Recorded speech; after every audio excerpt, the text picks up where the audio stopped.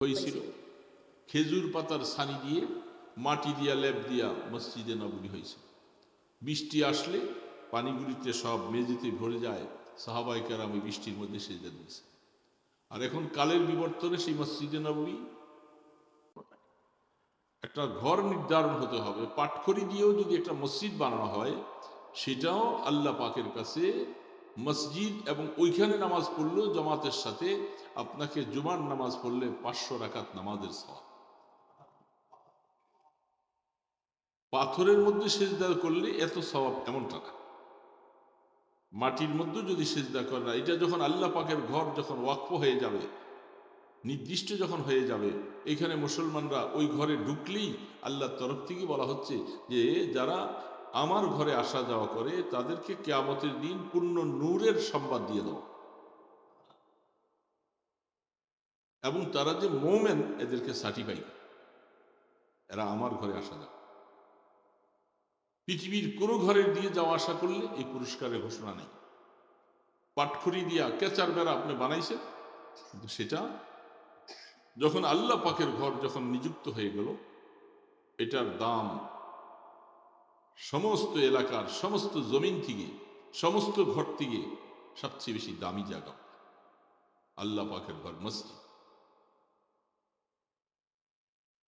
আর এই মসজিদ ওই বড় মসজিদের শাখা। কোন বড় মসজিদ? বাইতুল্লাহ। এই জন্য এলাকার মধ্যে মুসলমান হিসাবে যারা বসবাস করেন আপনারা এখানে, সমস্ত মুসলমানদের জন্য দায়িত্ব আপনাদের নামাজের জন্য সুন্দরভাবে যেন সকলে নামাজ জামাতে পড়তে পারি। অনেক সময় যে এলাকাগুলি খালি ছিল, রাস্তাঘাট এত সুন্দর ছিল না, মানুষ দূরে দূরে গিয়ে নামাজ পড়েছে। আর এখন এলাকা এত ফ্যাক্টআপ, এত জনবসল এলাকা, মানুষ অনেক বেশি, কিন্তু ঘর নিজেদের হলো, নিজের বাসস্থান হলো, সব কিছু হলো, নামাজের ব্যবস্থা যদি নাই, এটা এলাকার সমস্ত মানুষ আল্লাহর কাছে জবাব দিতে হবে। তোমরা সকলে মিলে কেন সকল মুসলমানরা একত্রিত হয়ে জুমা পড়তে পারে, জামাতে নামাজ পড়তে পারে, সেই ব্যবস্থাটা কেন করবে? আর যখন আপনি নামাজের ব্যবস্থা করবেন, অটোমেটিক নামাজ পড়তে হলে আপনাকে কোরআন লাগবে। আপনার সন্তানগুলি দূরে দূরে অনেকখানি গিয়ে পড়ার মতো সেই সুযোগ পায় না, সুযোগও হয় না, আপনিও পারেন না। তখন আপনার এলাকায় আপনার সন্তানগুলি, মুসলমানের সন্তানগুলি, তারা যেন দিন শিখতে পারে, নামাজ শিখতে পারে। যেহেতু আল্লাহ সুবহানাহু ওয়া তাআলা আল্লাহর নবীকে বলছেন, তোমাদের সন্তানরা যখন 7 বছর বয়স হয়ে যায় তাকে নামাজ শিখাও, 10 বছর বয়সে তাকে পিটাই হলো নামাজ পড়াও। এখন আমাদের সন্তানগুলি নামাজ না শিখলে এরা পড়বে কেমন? কোরআনের ঘর দরকার।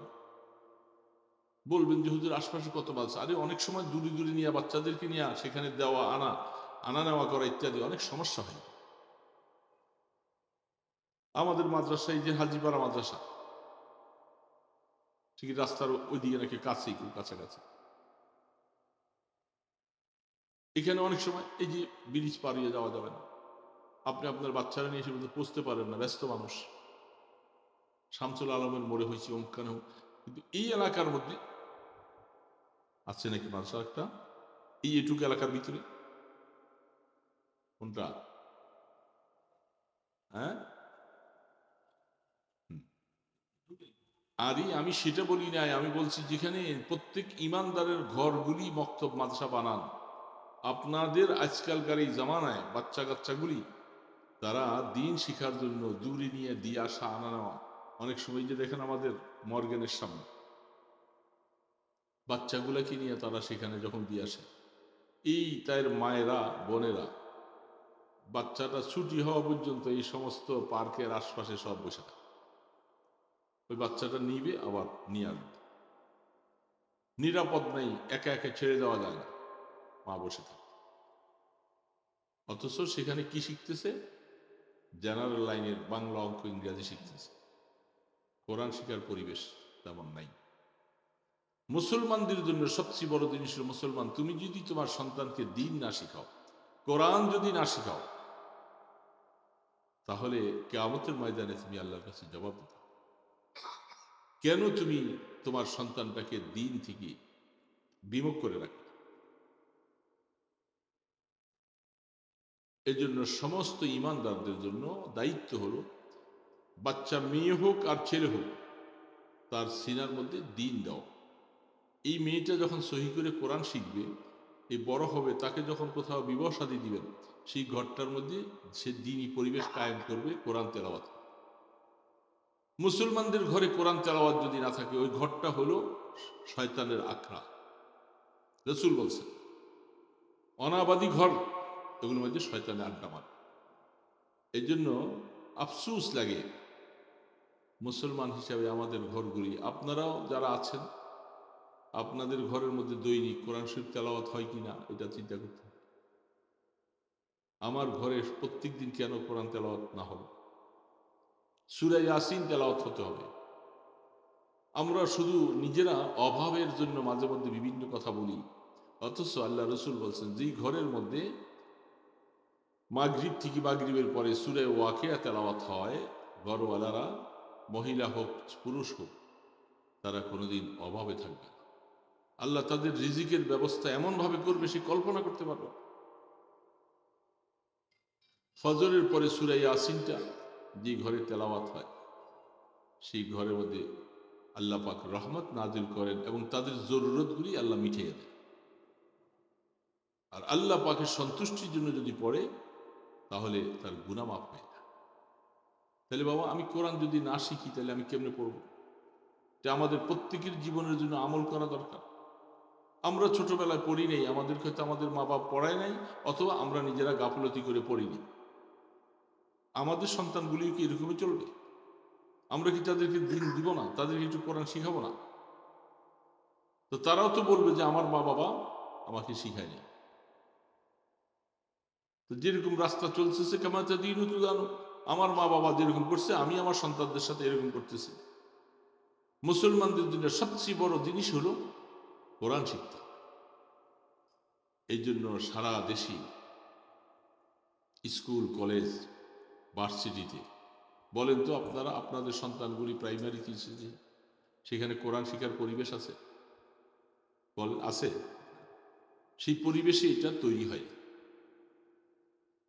কোরআন শিখানোর একমাত্র পরিবেশ হলো নুরানি মক্তব হবে, হেফজখানা হবে, যেগুলি হবে সেখানে কোরআন শিখা। এই জন্য আল্লাহ পাকের গোলামি যদি করতে হয়, মরণকে যদি আমরা বিশ্বাস করি, আমাদের কোনোভাবে ওজর করার কোনো সুযোগ নেই যে আমি নামাজ পড়ব না, নামাজ না পড়ে কবরে চলে যাব সরাসরি, এমন কোনো সুযোগ আছে? মুসলমানের উপরে নামাজ ফরজ। ফরজ। এখন ফরজটা মুসলমানের জন্য যদি নামাজ ফরজ হয়, তো ফরজ আদায় করতে হলে আমাকে সহি করে তেলাওয়াত করা লাগবে। কোরআন ছাড়া নামাজ হবে না। আমি কোরআনটা, এই জন্য আল্লাহ পাক বলছেন যে দেখো জমিনের মধ্যে তোমরা যদি কোরআনকে আঁকড়িয়ে না ধরো, আমি তোমাদের মতো এই জাতিকে আমি সব ধ্বংস করে দিব, এমন এক জাতি তৈরি করব তারা আমার কোরআনকে আঁকড়িয়ে ধরবে। এই জন্য কোরআন গলার মালা বানাতে হবে, কোরআন জীবনের পাথেও বানাইতে হবে। আফসুস লাগে সারাদিন আমাদের ঘরটার মধ্যে একটু কোরআন তেলাওয়াতের পরিবেশ নেই। আমাদের মা বোনরাও পড়ে না, আমরা তো পড়ি না। অথচ সেই ঘরের মধ্যে সবকিছু আছে, নাই শুধু কোরআন। এবং অনেক মা বোনরা নামাজও পড়ে না, তাদের মধ্যে দিন নেই। এই যে সমস্ত বেহায়াপনা চলছে, উলঙ্গপনা চলছে, কিসের অভাব? শুধু একটাই অভাব, তার মধ্যে আল্লাহর ভয় নেই। আল্লাহ পাকের ভয় যদি কোনো মানুষের সিনার মধ্যে যদি থাকে, সে এইভাবে বেহায়াপনা চলতে পারে। কারণ পৃথিবীটাই শেষ নয়, আমি এখানে যে চিরস্থায়ী থাকবো এমনটা, আমাকে মৃত্যুবরণ করা লাগবে, যেটা অনিবার্য। সকলকে আমরা দেখে আসছি, সারা পৃথিবী এই সিস্টেমে চলে আসছে, কেউ এখানে থাকার জন্য আসেনি। কয়দিন এত সুন্দর করে জায়গা কিনে, বাড়ি করে, ঘর করে সবকিছু করলাম, এটা সব রেখে চলে যেতে হবে, থাকা যাবে না। এই জন্য একটা সন্তানকে কোরআন শিখাইয়া যান, তাকে দিন শিখান। আর আপনি বড় আলেম বানাবেন দরকার নেই, কিন্তু কমপক্ষে যেটুকু না হলে সে দিন শিখবে না, নামাজ শিখতে পারবে না, অজু গোসল শিখবে না, এটা প্রত্যেকটা নরনারীর জন্য শিখিয়ে দেওয়া আপনার জন্য ফরজ। এটুক তো আপনার দরকার। এরপর আপনি ব্যবসায়ী বানান, চাকরিজীবী বানান, অসুবিধা নেই, কিন্তু সে নামাজটা তাকে দিকে দেওয়া, এটা আপনার বাবা হিসাবে দায়িত্ব। এই জন্য এলাকায় এলাকায় হাফিজ জুহুদুর রহমতুল্লাহ আলী নাম শুনছেন, শোনেন নাই? তিনি সবসময় বলতেন যে বাংলাদেশে 68,000 গ্রাম, আমার মনে চায় যে প্রত্যেকটা গ্রামে একটা নুরানি মক্তব হোক, মুসলমানের সন্তানরা কমপক্ষে যেন কোরআন শুক্রে সহি করে শিখতে পারে। বড় আলেম হওয়া শর্ত না, কিন্তু সহি করে কোরআন। এই ফিকির করে তিনি তার জামাতাদেরকে বলছেন, চেষ্টা করছেন বিভিন্ন এলাকায় প্রত্যেকটা গ্রামে যেন একটা নুরানি মক্তব হয়। আর এখন শহরে বন্দর এলাকার মধ্যে কত বসতি, কত মানুষ, এই সমস্ত মানুষ তো ছিল না। এখন গ্রাম খালি, শহরটা ভরপুর হয়ে গেছে। এই সমস্ত এলাকার মধ্যে এত মানুষ এখানে বাস করে, এখানে কোরআনে ঘর থাকবে না, তাহলে আমি মুসলমানদের কি হক আদায় করব? এই জন্য যারা আপনারা এলাকার আছেন, এটা কোরআনের ঘর, এটা কোরআনের দায়িত্ব, কোরআনের হক আদায় করা সকলের জন্য ফরজ। এলাকা নিয়ে কোনো কথা নেই। যেমন মসজিদ যেখানে হবে, মসজিদটা আমার মুসলমানের সকলের, মাদ্রাসা মুসলমানের সকলের। কাফের মুশরিকেরা এগুলাকে ধ্বংস করতে চাবে, আর মুসলমানরা এটাকে টিকিয়ে রাখার চেষ্টা করে। এই জন্য ব্যবসা প্রতিষ্ঠান নয়, চিন্তা করতে হবে এলাকার এখান থেকে, না হলেও এই এলাকার মধ্যে, এই ছোট্ট এলাকাটার মধ্যে ছোট ছোট বাচ্চা, না হইলে কমপক্ষে 100-150 বাচ্চা ছোট ছোট আছে,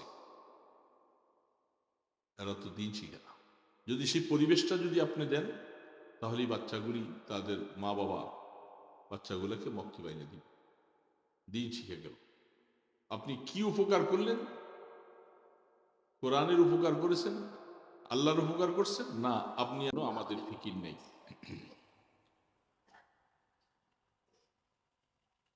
যাদেরকে আল্লাহ পাক বুঝ দিয়েছেন, সমঝ দিয়েছেন, তারা কোরআনের ঘর করেন এবং আল্লাহ পাকের ঘরের জন্য জায়গার ব্যবস্থা করেন। এই সমস্ত এলাকাটা জনবসতিহীন এলাকা ছিল, জনমানব এখানে ছিল না, অনাবাদী বিরানা ঘর বাড়ি এগুলি সব ছিল, এখানে মানুষ ছিল না। আস্তে আস্তে করে এলাকাটা বসতি হয়েছে, মানুষ এসে এখানে বসবাস শুরু করেছে। মুসলমানদের কাজ হলো, এই এলাকার মধ্যে যারা আছে, সম্ভবত প্রায় ম্যাক্সিমামে আমরা মুসলিম জাতি, কি বলে ঠিক না? হয়তো অন্য ধর্মাবলম্বীও কিছু থাকতে পারে, অস্বাভাবিক নয়। তো ম্যাক্সিমাম ওয়ালারা যারা আছি, সকলে কলেমা পড়নেওয়ালা মুসলমান।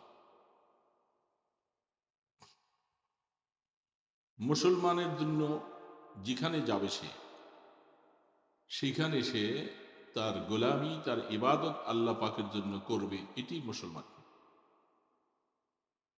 চাই জঙ্গলে যাবে, মরুভূমিতে যাবে, যেখানে যাবে মুসলমান আল্লাহর হুকুম আদায় করবে, কি বলে ঠিক না? এটা আল্লাহ পাকের তরফ থেকে মুসলমানদের উপরে জিম্মাদারি। তুমি নামাজ আদায় করবে, আল্লাহকে সেজদা দিবে। সারা পৃথিবীর মধ্যে যখন কোনো ঘর ছিল না,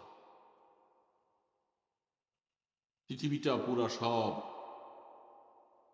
পানিতে থই থই করে। আল্লাহ সুবহানাহু ওয়া তাআলা যেহেতু তিনি পৃথিবীতে মানুষ বানাবেন, আদম আলাইহিস সালামকে বানাবার সিদ্ধান্ত নিলেন। আদম আলাইহিস সালামকে বানাবার জন্য আল্লাহ পাক সিদ্ধান্ত নিলেন। অনেক অনেক কথা সেখানে এই পরিবেশে বলার মতো অবস্থা নেই, সময়ও নেই। অল্প সময় কয়েকটা কথা বলি যে আমরা কেন এখানে আসলাম, কেন এখানে মাদ্রাসা,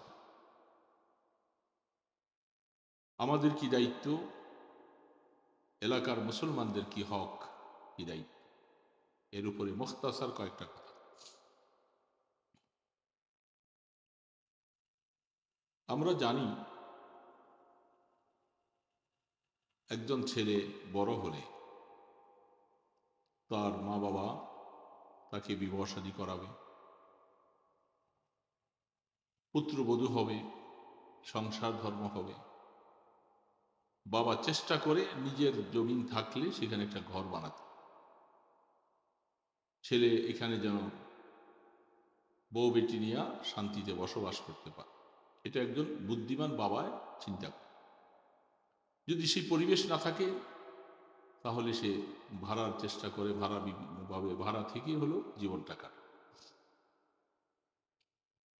আল্লাহ সুবহানাহু ওয়া তাআলা তিনি সারা পৃথিবীর মালিক, স্রষ্টা। তিনি যখন আদম বানাবেন সিদ্ধান্ত নিলেন, পৃথিবীর মধ্যে এখনো ঘর নেই, বাড়ি নেই, কিছু নাই, আল্লাহ পাক আদম বানাবেন। মানুষের কি দায়িত্ব হবে? আদমকে আল্লাহ কেন বানাচ্ছেন? আদম সন্তান আল্লাহ পাকের ইবাদত করবে, গোলামি করবে। এই জন্য গোলামি করার, ইবাদত করার প্রক্রিয়া তৈরি করতে গিয়ে আল্লাহ পাক ফেরেশতাদেরকে বলছেন, এ ফেরেশতা, আমি আদমকে বানাবো, মানুষ বানাবো। এই জন্য তোমরা একটা ঘর তৈরি করো।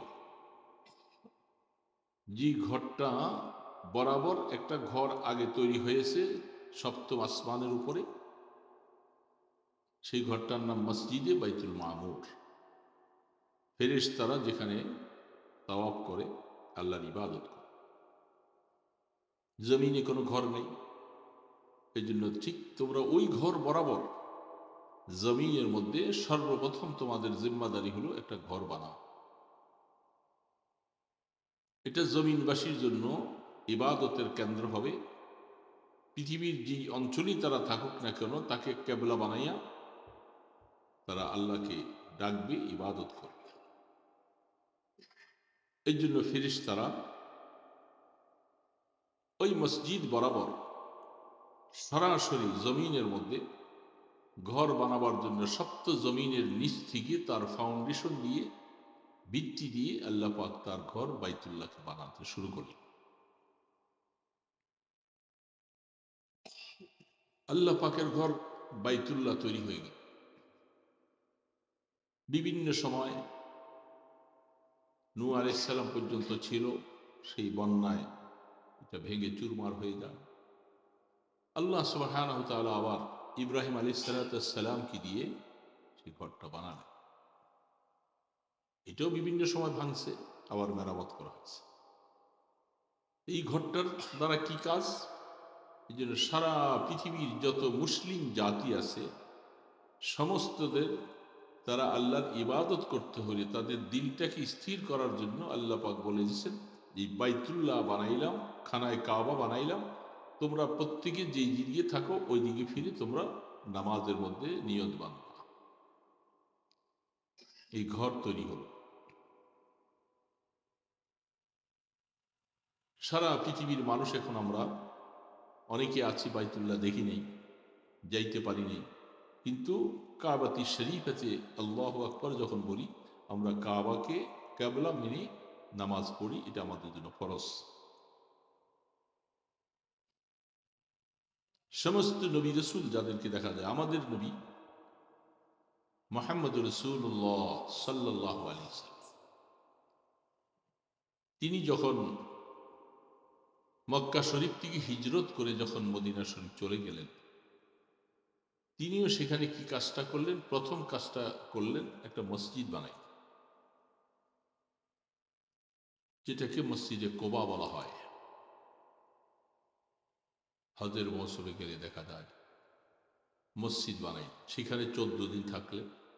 আসার পরে মদিনা শরীফ যখন এসে পৌঁছলেন, সেইখানে আল্লাহর হাবিব সেখানেও কিছু এতিমদের থেকে কিছু জায়গা নিয়ে মসজিদ বানাবার সিদ্ধান্ত নেন। এতিমদেরকে টাকা দিয়ে দিলেন। তারা টাকা নেওয়ার না নেওয়ার সিদ্ধান্ত নিয়েছিল যে আমরা নিব না। রাসূল বলেন যে না, এটা আমরা তোমাদেরকে, তোমরা এতিম মানুষ, টাকার বিনিময়ে জায়গাটা নিয়ে আমরা এখানে মসজিদে নববী বানাব। সেখানে মসজিদে নববী তৈরি। তাহলে কি বুঝতে পারছি যে রসুল পাক সাল্লাল্লাহু আলাইহি সাল্লামের কাজটা কি নবী হিসাবে তিনি হিজরত করে যাইয়া সেখানে প্রথম কাজটাই হলো আল্লাহর ঘর মসজিদ বানানো, মুসলমানদের ইবাদতের জায়গা। তারপরে মসজিদে নববী তৈরি হল। তাহলে বোঝা যাচ্ছে যে মানুষের ইবাদতের জন্য মসজিদ বানানো এটা আল্লাহ পাকেরও কাজ ছিল, ফেরেশতাদের কাজ, নবীদেরও কাজ। এবং সারা পৃথিবীতে এখন প্রত্যন্ত অঞ্চলে লক্ষ লক্ষ মসজিদ তৈরি হয়েছে। এখন মসজিদের মধ্যে নামাজ পড়ার জন্য মুসল্লি যাব, ইমানদারের উপরে নামাজ ফরজ। নামাজ পড়তে হলে কোরআন পড়া ফরজ, কোরআন ছাড়া নামাজ হবে না। এই জন্য বাইতুল্লাহ ঘরের পাশে যায়েদ ইবনে আরকাম রাদিয়াল্লাহু তাআলা আনহু একজন সাহাবী ছিলেন। সেই ঘরের মধ্যে রাসূল এটাকে মাদ্রাসা কায়েম করেন। দ্বীন শিখাবার জন্য সেই ঘরটাকে নির্বাচন করে বাইতুল্লাহ ঘর থেকে একটু পূর্ব দিকে সাফা মারোয়া পাহাড়ের পাশাপাশি সেই ঘরটাকে রাসূল বানাইলেন মাদ্রাসা। এখানে নতুন মুসলমান যারা হবে তাদেরকে দ্বীন শিখাবে, কোরআন শিখাবে, তালিম হবে। আর সেখান থেকে যখন রাসূল মদিনা শরীফ চলে গেলেন, কিছু সাহাবায়ে কেরামদের ঘর বাড়ি নেই, কিছু নেই, এরা সবসময় মসজিদের নদীতে পড়ে থাকে। খাবারের জন্য কিছু নেই, ব্যবসা নাই, বাণিজ্য নাই, এরা দ্বীন শিখে মসজিদে নববীর খুঁটির সাথে কিছু সাহাবায়ে কেরামরা খেজুরের ছড়া কাইটাইনা ঝুলাইয়া রাখত। আর ওইখানে কিছু সাহাবায়ে কেরাম যাদের ঘর বাড়ি নেই, তারা এই খেজুর খেয়ে একটু পানি খেয়ে খেয়ে রাসূলের সাথে থেকে থেকে দ্বীন শিখে, কোরআন শিখে। সেই সোফা নামীয় জায়গাটা মাদ্রাসা। তাহলে আমরা যারা মুসলমান হয়েছি, ব্যাপক আলোচনা করব না, সংক্ষেপে বলতেছি, আমরা যেখানে যাই, আমি আমার ঘর বানাই, থাকার ব্যবস্থা করি, বাল বাচ্চা নিয়ে এখানে থাকবো, ওই এলাকার মুসলমানদের জন্য দায়িত্ব হলো সেই এলাকায় মুসলমানদের নামাজের জন্য একটা ঘর হবে, মুসলমানের সন্তানরা কোরআন শিখার জন্য একটা মাদ্রাসা। এটা মুসলমানদের উপরে দায়িত্ব। আমরা যে নবীর উম্মত, আমাদের নবীর কাজটা আমাদের জন্য এটা অনুসরণীয়। তাহলে এই এলাকার মধ্যে আপনারা যারা সেখানে বাড়ি করলেন, ঘর করলেন, যদি এখানে একটা নামাজের ব্যবস্থা না থাকে, একটা মসজিদ না থাকে, একটা দ্বীন শিখাবার জন্য বাচ্চাদেরকে যদি একটা কোরআনের ঘর যদি না থাকে, তাহলে এলাকাটা এটা আল্লাহ পাকের তরফ থেকে রহমতওয়ালা এলাকা হবে না। এই এলাকার মধ্যে মানুষ দ্বীন শিখবে না, মানুষ হায়ওয়ান জানোয়ারের মতো হয়ে যাবে। যেই সন্তানের মাথার মধ্যে দ্বীনের শিক্ষা থাকবে না, সেই সন্তানটা মানবতা হারিয়ে ফেলবে, সে তখন জানোয়ারের মতো হয়ে যাবে। এই জন্য আল্লাহ পাকেরও এটা নির্দেশ, আল্লাহ রসুলের নির্দেশ, মুসলিম জাতি তুমি যেখানে যাইবা সেখানে আগে তোমরা মসজিদ এবং কোরআনের ঘর এটা বানা তোমাদের দায়িত্ব। এলাকার সকলেই মিলে, একসাথে মিলে, বিল্ডিং হতে হবে শর্ত নয়, পাটখড়ি দিয়া মসজিদ হবে, যেমনটা মসজিদে নববী